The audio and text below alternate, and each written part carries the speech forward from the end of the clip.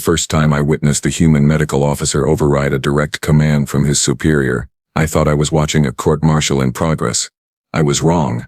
Very, very wrong. My name is Kelroth, and I serve as diplomatic observer aboard the Alliance vessel Luminous Accord. 3 months into this assignment, I believed I understood human military hierarchy. A spoiler alert, I understood nothing. It started during what the humans call a routine patrol. Let me tell you, nothing involving humans is ever truly routine. Our joint task force, consisting of Alliance members from 6 different species, had just intercepted a distress beacon near the Outer Fringe territories. Captain Marcus Webb, the human commander of their attached frigate, stood on the bridge reviewing tactical data. "Sir, we have visual confirmation," Lieutenant Amy Foster announced from her console. "Merchant vessel, Kaltorian registry. Hull breaches on decks 3 through 7. Life signs detected but fading fast." Webb leaned forward in his chair, jaw tight. "Time to intercept. 17 minutes at maximum burn, Captain. Make it 15. All hands, battle stations." This could be a trap. I watched the crew move with practiced efficiency. Humans, I had learned, excelled at organized chaos. Wait, no, not chaos. Controlled urgency. Yes, that fit better.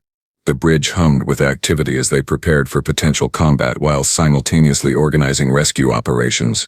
Then he walked in. Dr. Vincent Hayes, Chief Medical Officer, entered the bridge with the casual confidence of someone who owned the place. He was shorter than Webb by several inches, with graying hair at his temples and eyes that seemed perpetually amused by some private joke. He wore standard medical whites with no rank insignia beyond his caduceus badge. "Captain," Hayes said, not quite saluting, "I need you to delay the approach." The bridge went silent. I mean completely, utterly silent. Even the console beep seemed to pause in shock. Webb turned slowly. "Excuse me, Doctor." Hayes pulled up a holographic display, completely unbothered by the temperature drop in the room. Their distress beacon included automatic medical telemetry. I have been analyzing the bio readings. Whatever hit them released a Class 4 neurotoxin into the atmosphere. If we board that ship in 15 minutes, my medical team will be dragging your tactical team back in body bags within 20. "We have hazard suits," Webb countered, though his tone had shifted from annoyed to attentive. "Your hazard suits are rated for 30 minutes exposure to Class 2 contaminants. This is Class 4. The molecular structure will eat through the seals in approximately 8 minutes. Then it eats through skin, then organs, then you die screaming." I held my breath. In the Alliance, such insubordination would result in immediate detention. Among my own people, the Korthari, Hayes would have been executed on the spot for questioning a superior during tactical operation. Webb stared at Hayes for 3 long seconds. "What do you need?" 40 minutes minimum. "My team needs to fabricate modified respirators and inject everyone going over with a prophylactic counteragent. It will hurt like hell and make them nauseous, but they will live." "Your choice, Captain." Webb nodded once. "Helm, adjust approach vector. Give the dock his 40 minutes. He looked back at Hayes. "Anything else I should know?" "Yes. When we do board, I am going in first. Not you, not your Marines. Me. The survivors need immediate treatment, and every second counts. I will assess, stabilize, then call in your people." "Like hell you are going in alone." Hayes smiled. It was not a nice smile.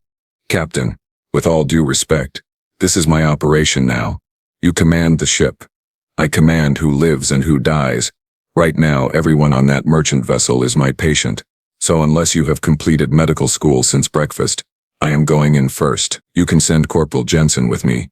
He listens to instructions." Another silence. I noticed something fascinating. Every human on the bridge was watching this exchange with barely concealed grins. This was not unusual behavior. This was expected. "Fine," Webb said finally. "But Jensen gets a live feed camera.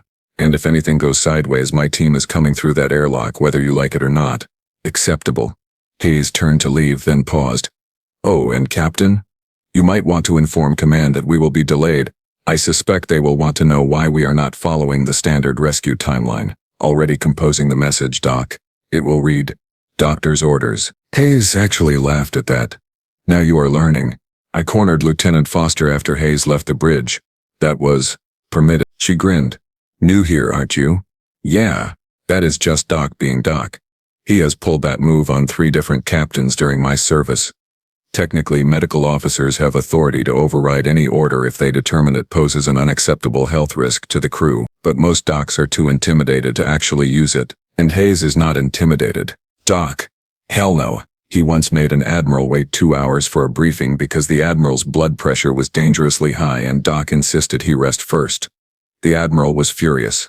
Until Doc probably saved his life by catching an aneurysm before it ruptured. Now that same admiral sends Doc a bottle of whiskey every Christmas. I processed this information trying to reconcile it with everything I knew about military structure. So Hayes outranks the captain. Foster laughed so hard she snorted. Not even close. Doc is a lieutenant commander. Webb is a full captain. But rank only matters until someone's life is on the line. Then the person who knows how to save that life is the one in charge. No matter what their uniform says. That seems inefficient, does it? Foster pulled up the Human Medical Corps statistics on her console. Human vessels have a 94% survival rate for critical injuries during combat operations. Alliance average is 67%. Corthari vessels? She glanced at me apologetically. 42%. Maybe efficiency isn't everything. Point taken. The 40 minutes passed with agonizing slowness. I watched Hayes and his team work in the medical bay through the observation window. They moved with choreographed precision, preparing equipment, mixing compounds and testing the modified respirators. Hayes directed them with minimal words, mostly hand signals and brief comments. Davies, that mixture needs more alkaline base. Thompson, check the seal integrity on mask 7. It looks weak. Ramirez, prep the stasis pods. We might need all 6. When Corporal Jensen arrived for his pre-mission injection, I heard him mutter, "This better not make me puke again, Doc." Hayes grinned while administering the shot. "It absolutely will, but you will be alive to complain about it, so I call that a win. Try to aim away from the civilians this time." That was one time. It was memorable. 43 minutes after the initial encounter, Hayes and Jensen sealed their suits and entered the airlock. The entire bridge crew watched the video feed as they crossed to the damaged merchant vessel. The hull breaches were worse than initially reported. Entire sections had been peeled open like fruit. Hayes moved through the wreckage with surprising agility for someone in a bulky hazard suit. He scanned each compartment with handheld medical sensors, marking locations on a digital map. "I have 17 survivors, various states of critical condition." His voice crackled through the calm. "Neurotoxin levels are problematic.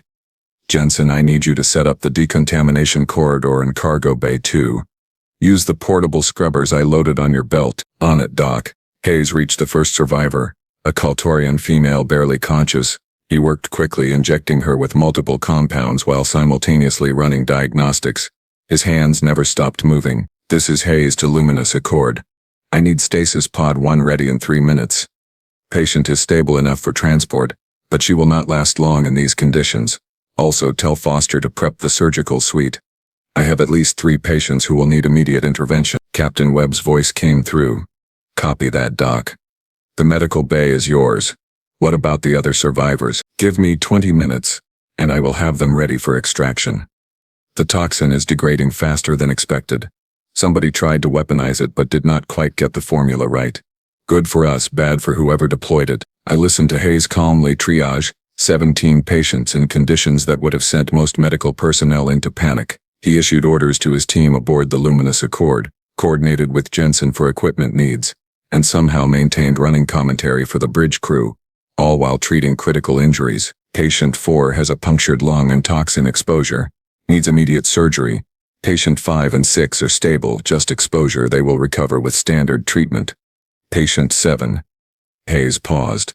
Patient 7 is Kaltorian military. Someone want to tell me why a military officer is on a civilian merchant vessel in hostile territory? Webb's voice came back sharp. "Can he talk?" "Not for another few hours. He is pretty far gone. But I will keep him alive long enough for you to ask your questions, Captain." "See that you do, Doc." 26 minutes later, Hayes had all survivors stabilized and loaded onto transport sleds. Jensen looked vaguely green through his helmet visor, but functional. The medical team retrieved them through the airlock and immediately began the next phase of treatment. I watched Hayes spend the next 11 hours in surgery, treating the worst cases. He did not eat, did not rest, just moved from one patient to the next, with mechanical precision, his team flowing around him like water. When he finally emerged from the surgical suite still in his blood-stained scrubs, Captain Webb was waiting, How many? Webb asked simply. All 17 will live. 3 will need reconstructive work when we get to a proper medical station. But they will live. Your mystery soldier is in recovery room 2. Under guard is requested. He should be conscious in about 6 hours. Webb nodded slowly. Good work, Doc. Just doing my job, Captain. Speaking of which, you look terrible. When was the last time you slept? I am fine. That was not the question. Medical bay. Now. You are getting a full scan and 8 hours mandatory rest. Do not make me invoke medical authority again today. Webb actually smiled. You are enjoying this way too much. I really am. Now move. I watched Captain Webb, commander of a military vessel, meekly follow the orders of a subordinate officer, and everyone treated it as completely normal. Human hierarchy, I was beginning to realize, was less about rank and more about respect, expertise, and something they called getting the job done. The person who knew how to solve the problem became the leader, regardless of what their uniform said. It was messy, chaotic, and completely contrary to every military principle I had ever learned. It was also devastatingly effective. The interrogation of the Kaltorian military officer happened 6 hours and 14 minutes after Dr. Hayes promised. I know because I was there, watching Hayes stand beside Captain Webb like some sort of guardian angel with a medical scanner. The officer, whose name translated to something like Krell in common tongue, sat upright in the medical bed despite having nearly died twice in the past day. Kaltorians are proud species, all scales and stubborn dignity. Even hooked up to monitoring equipment, Krell managed to look intimidating. I demand to speak with Kaltorian Command, Krell announced, his voice still raspy from the neurotoxin exposure. Webb crossed his arms. You are on an Alliance vessel found on a civilian ship in restricted space during what appears to be a pirate attack. You will speak with me first. I invoke diplomatic immunity under Treaty 7. Treaty 7 does not apply to military personnel operating outside official channels. Webb leaned forward. So let me try again. What was a Kaltorian officer doing on that merchant vessel? Krell's scales rippled, a sign of agitation among his kind. I will not answer questions from a subordinate race. Oh, this was going to go poorly. I had seen humans react to such insults before. It usually involved raised voices, threats, and occasionally fists. I braced for Webb's explosion. Instead, Hayes spoke up, his tone conversational. A subordinate race. That is fascinating. Tell me, Krell, how many of your crew did you save before the toxin got to them? Krell's scales stopped rippling. What? Simple question. You are military trained, presumably have some medical knowledge. How many of your fellow passengers did you stabilize before losing consciousness? Because I saved 17 people today, including you. Twice. So I am curious about this subordinate race comment. The silence stretched like taffy. Krell's scales had gone very, very still. Hayes continued, checking his medical tablet casually. According to my scans, you were conscious for approximately 40 minutes after the toxin release. Plenty of time to render aid, yet when we found you, you were alone in a sealed cabin while civilians died 3 compartments away. Military training, but you sealed yourself in and waited for rescue. That about right. The toxin. The toxin was survivable with basic countermeasures. A simple respirator and dermal sealant would have bought you hours. The merchant vessel had emergency medical supplies in 4 separate locations. You had training. You had time. You had resource. Hayes looked up from his tablet, and his eyes were cold. You also had a choice. You chose yourself. So please, tell me more about subordinate races. Krell said nothing. His scales had turned a pale shade that I recognized as Kaltorian shame. Webb cleared his throat. Doc, are you done? Almost. Hayes tapped a few commands into his tablet. Mr. Krell, you are recovering nicely. I estimate you will be fit for transfer to Kaltorian custody in 72 hours. Until then, you are confined to this medical bay under my authority. Captain Webb can ask his questions, and you can answer or not answer as you choose. But if you insult my crew again, I will downgrade your pain medication to the minimum medical allowance. Clear. I watched a trained military officer nod meekly to a doctor who technically had no authority over him whatsoever. Crystal clear, Doctor. Excellent. Oh, and Krell? One of the civilians you left to die was a 6-year-old Kaltorian child. She is in recovery room 4. You might want to think about that while you are contemplating racial superiority. Hayes left without waiting for a response. Webb followed after giving Krell a look that promised unpleasant conversations ahead. I caught up with them in the corridor. Dr. Hayes, may I ask a question? Sure, Kelroth. Walk with me, I need to check on the other patients. How did you know about Krell's actions during the crisis? The toxin should have disabled the ship's internal sensors. Hayes smiled grimly. I did not know for certain, but I have been doing this job for 12 years. I have seen enough scared people to recognize the difference between someone who tried and failed versus someone who never tried at all. His medical readings showed stress patterns consistent with conscious decision-making under duress, not panic or toxin-induced impairment. He made choices. They were just really bad choices. You bluffed? I made an educated guess based on available evidence. Also, his cabin was the only one with the environmental controls manually locked from the inside. That seemed telling. We reached Recovery Room 4, where a small Kaltorian child slept peacefully, her breathing regulated by a ventilator. Hayes checked her monitors, adjusted an IV drip, and made notes on his tablet. Is she going to make it? I asked quietly. Yes, she will have some respiratory issues for a while, but children are resilient. Her parents did not make it, though. They used their emergency respirators to buy her time, sealed her in a cargo container with whatever oxygen they could spare. We found her because she was crying, loudest, most beautiful sound I have ever heard. What will happen to her? Alliance Social Services will find family or a placement facility. Not my department, thankfully. I just keep them breathing. Hayes looked at me with an expression I could not quite read. You are trying to figure us out, aren't you? Humans, I mean. The whole command structure thing. I confess I find it confusing. On my world, hierarchy is absolute. Orders flow downward. Obedience flows upward. Simple. Efficient. How is that working out for you? I thought about the 42% survival rate Foster had mentioned.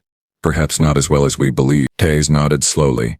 Here is the thing about human command structure, Kelroth. Rank tells you who is responsible for making decisions, but expertise tells you whose decisions to trust. Webb commands this ship, but when people are dying, I command medicine. When weapons are involved, the tactical officer commands engagement protocols.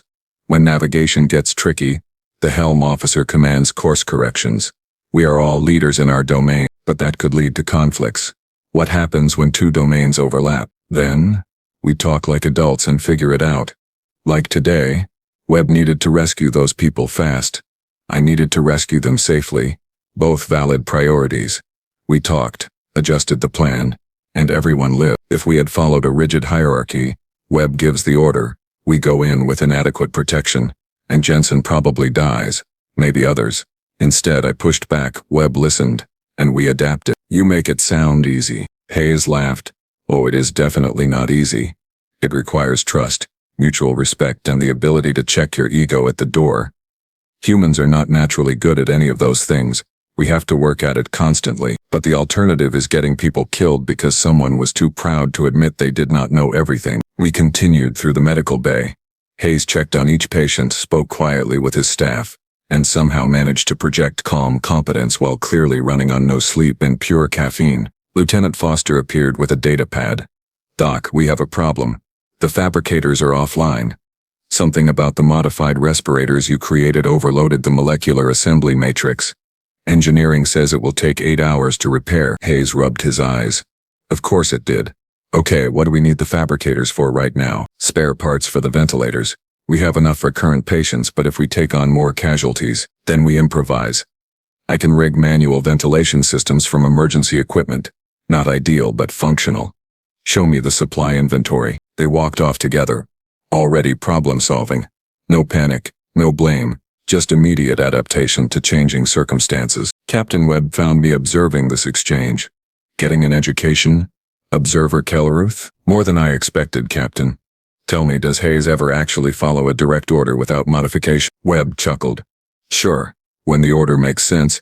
Look, I know how this looks to outsiders. Like we have no discipline, no structure. But that is not accurate. We have structure.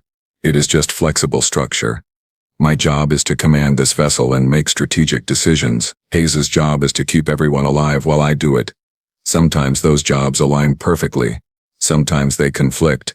When they conflict, we negotiate. Because we both want the same outcome. Mission success with minimal casualties. And if you cannot agree, then I defer to the expert in their field. Or they defer to me in mine. If medical safety is the primary concern, Hayes wins. If tactical necessity overrides safety considerations, I win. But those conversations happen fast, with respect, and with the understanding that we are on the same side. A proximity alarm interrupted our conversation. Foster's voice came through the comm system. "Captain to the bridge. We have incoming vessels, multiple signatures. They are broadcasting Kaltorian military codes." Webb and I rushed to the bridge. Hayes arrived 30 seconds later, still wearing his medical scrubs. The view screen showed 3 Kaltorian warships on an intercept course.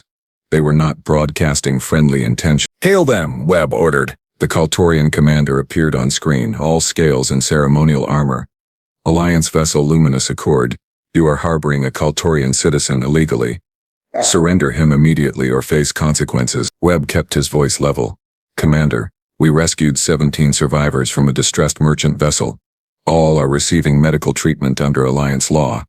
Your citizen will be transferred to your custody once he is medically cleared." "Unacceptable. We know you have Commander Krell. He is wanted for desertion and theft of classified materials. Transfer him now." Hayes stepped forward before Webb could respond. "This is Dr. Vincent Hayes, Chief Medical Officer. Commander Krell is currently my patient and is not fit for transfer. He is recovering from critical neurotoxin exposure and moving him could prove fatal. I cannot release him." The Kaltorian commander's scales rippled aggressively. "A human doctor does not dictate terms to the Kaltorian military." "Actually, I do. Medical law under Alliance Treaty gives me authority over all patients in my care regardless of their citizenship or legal status. Krell stays until I say he is stable. That will be approximately 72 hours. You are welcome to position a guard ship and wait." "You dare." "I dare to keep my patients alive, Commander. That is my job. Your political issues are not my concern.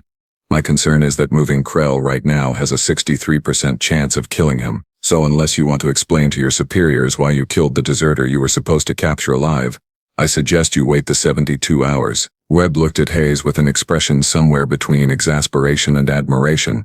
I suspected this was not the diplomatic approach he would have chosen. The Kaltorian commander stared at Hayes for a long moment. 72 hours.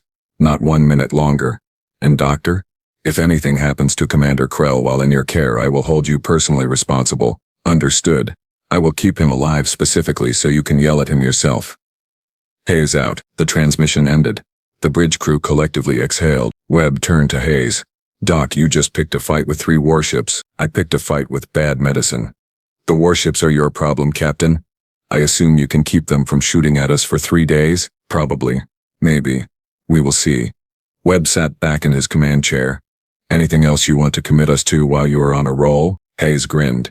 "Now that you mention it, I could use authorization to raid the captain's private coffee stash. The good stuff, not the swill in the mess hall. I am running on fumes here." "Permission denied. That coffee is for emergencies." "Captain, I just prevented an interstellar incident and saved a war criminal's life. If that is not an emergency, what is?" Webb actually laughed. "Fine. But you are making me a fresh pot. Deal." I watched this exchange in complete bewilderment. They had just been threatened by warships. Hayes had essentially told a foreign military commander to wait because he said so. And now they were negotiating coffee privileges. Foster leaned over to me. "You get used to it. Eventually." "I am not certain I want to." "Fair point." The next 72 hours were surprisingly calm. The Kaltorian warships maintained their position but did not approach. Hayes continued treating his patients, all of whom improved steadily. Krell remained under guard, silent and contemplative. On hour 71, Hayes cleared Krell for transfer. I accompanied Webb and Hayes to the medical bay for the handover. Krell looked different. Less prideful, more thoughtful. When Hayes entered, the Kaltorian actually inclined his head slightly, a gesture of respect among his people. "Dr. Hayes, I owe you my life." "You owe me nothing. I did my job." "You did more than your job. You also taught me something about what real strength looks like. I spent years believing that military might and rigid hierarchy made us superior. Then a subordinate human doctor showed me what true courage and competence actually mean." Hayes shrugged. "I just followed my training. Keep people alive. Everything else is noise." "Perhaps that is the lesson. Perhaps we have been listening to too much noise." Krell stood carefully, still weak but determined.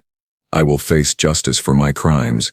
But I will also recommend that our medical corps study human protocols. If we are going to be part of the Alliance, we should learn from those who do things better." Webb stepped forward. "The Kaltorian vessels are ready for your transfer, Commander. Any last requests? Yes. Tell the young Kaltorian child in Recovery Room 4 that she has family waiting for her. I contacted my sister. She and her mate have agreed to adopt her. The child will be raised with honor as her parents deserve. Hayes nodded slowly. I will tell her. That is good, Krell. That is very good. They transferred Krell to the Kaltorian vessels without incident. The warships departed. Crisis averted. I found Hayes later in the observation lounge, finally resting with his stolen coffee. Dr. Hayes, may I ask one final question? Shoot. Do you ever regret it? The confrontations? The overriding orders? The constant pushing back against authority? Hayes considered this, sipping his coffee slowly. Every single time for about 5 seconds. Then I remember why I do it. I became a doctor because I believe every life has value. Every single one. And if I have to piss off every captain, admiral, and alien commander in the galaxy to honor that belief, then that is exactly what I will do. Because at the end of the day, Kelroth, rank does not save lives. Knowledge saves lives. Courage saves lives. Giving a damn saves lives. And you think humans understand this better than other species? Hell no. We just fail at it in more interesting ways. We question authority not because we are rebellious, but because authority is just people making decisions, and people make mistakes. So we check each other, challenge each other, push back when something feels wrong. It is messy and inefficient, and sometimes it causes problems, but it also means that good ideas can come from anywhere. Anyone can speak up, and expertise matters more than titles. He finished his coffee and stood. Now if you will excuse me, I have a medical bay to run and a captain's coffee stash to deplete. Feel free to observe any time, Kelroth. We humans are always happy to confuse visiting dignitaries. I watched him leave, this strange human doctor who commanded without rank, who overruled captains and intimidated warriors, who saved lives with equal parts skill and stubbornness, and I finally understood what made humans so formidable. It was not their technology or their tactics. It was this. They had created a system where the right person could lead at the right moment, regardless of hierarchy. Where a doctor could tell a captain to wait, and the captain would listen. Where expertise earned authority and authority served the mission rather than ego. My people valued order. Humans valued effectiveness. And in the vast complexity of space where challenges were unpredictable and threats were diverse, effectiveness won every time. I began drafting my report to the Korthari Council. They would not believe half of it. But then again, I barely believed it myself, and I had witnessed it firsthand. Humans, I wrote, do not follow their hierarchy. They dance with it, negotiate with it, bend it when necessary, and reinforce it when useful. They have somehow weaponized flexibility itself. Also, their doctors are terrifying. Recommend extreme caution when contradicting human medical personnel. They will keep you alive specifically so they can prove you wrong. It seemed like appropriate advice.